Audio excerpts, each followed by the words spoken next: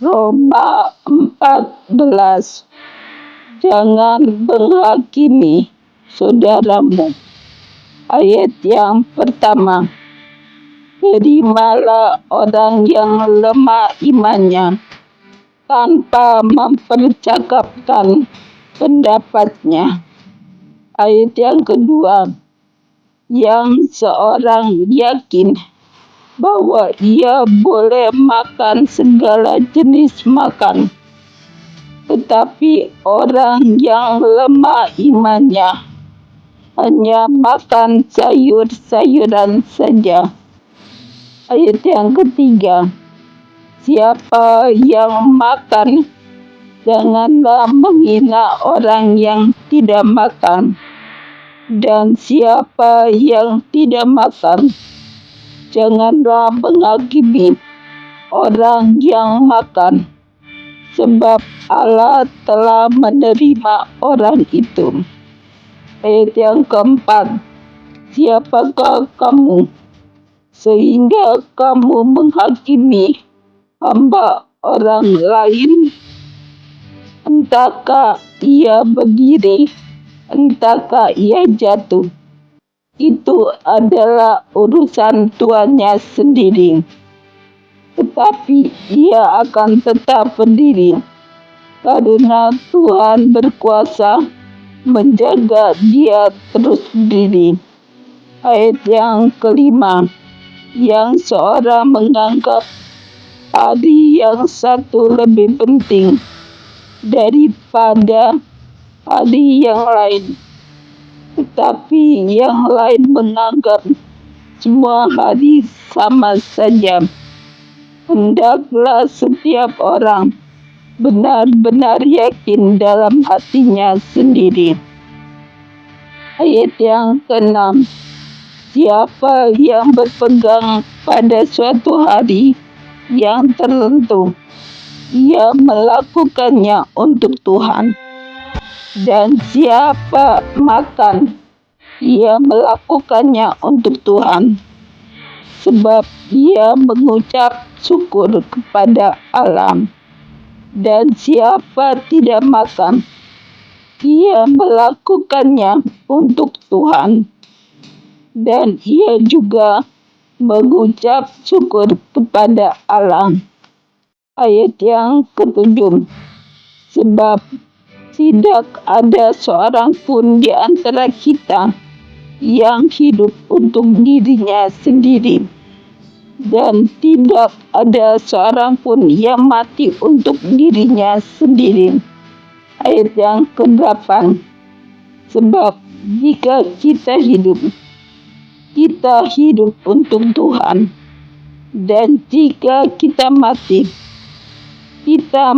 untuk Tuhan. Jadi baik hidup atau mati, kita adalah milik Tuhan. Ayat yang 9. Sebab untuk itulah Kristus telah mati dan hidup kembali, supaya Dia menjadi Tuhan baik atas orang-orang mati maupun atas orang-orang hidup. Ayat yang 10. Tetapi mengapakah engkau menghakimi saudaramu?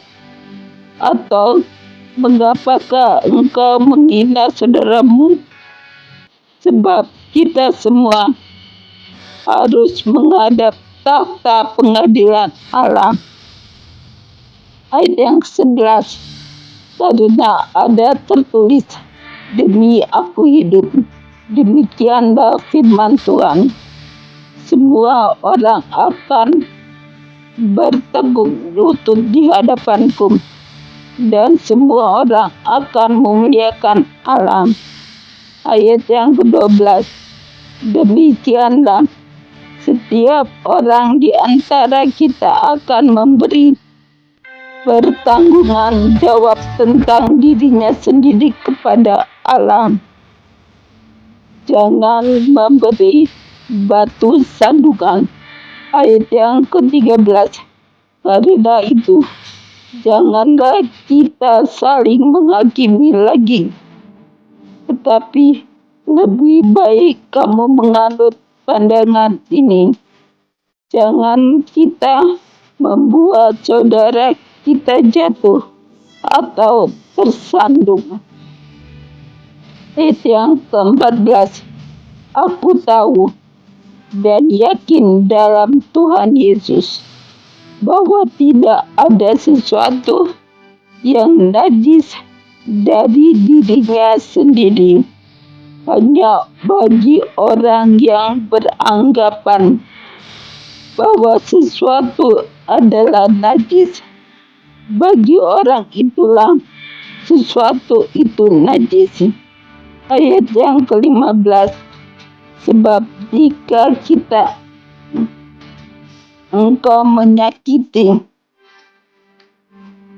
hati saudaramu oleh karena sesuatu yang engkau makan, maka engkau tidak hidup lagi menurut tuntutan kasih. Janganlah engkau membinasakan saudaramu oleh karena makananmu, karena Kristus telah mati untuk dia.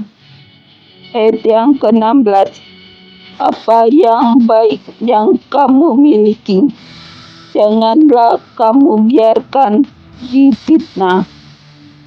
Ayat yang ke-17, sebab kerajaan Allah bukanlah soal makanan dan minuman, tetapi soal kebenaran, damai sejahtera, dan sukacita oleh Roh Kudus. Ayat yang ke-18, karena barang siapa melayani Kristus dengan cara ini, ia berkenan pada Allah dan dihormati oleh manusia. Ayat yang ke-19, sebab itu marilah kita mengejar apa yang mendatangkan damai sejahtera dan yang berguna untuk saling membangun. Ayat yang ke-20, janganlah engkau merusakkan pekerjaan Allah oleh karena makanan. Segala sesuatu adalah suci, tetapi celakalah orang jika oleh makanannya orang lain tersandung. Ayat yang ke-21, baiklah engkau jangan makan daging atau minum anggur atau sesuatu yang menjadi batu sandungan untuk saudaramu. Ayat yang ke-22, berpeganglah pada keyakinan yang engkau miliki itu bagi dirimu sendiri di hadapan Allah. Berbahagialah dia yang tidak menghukum dirinya sendiri dalam apa yang dianggapnya baik untuk dilakukan. Ayat yang ke-23, tetapi barang siapa yang bimbang, kalau ia makan, ia telah dihukum, karena ia tidak melakukannya berdasarkan iman. Dan segala sesuatu yang tidak berdasarkan iman adalah dosa.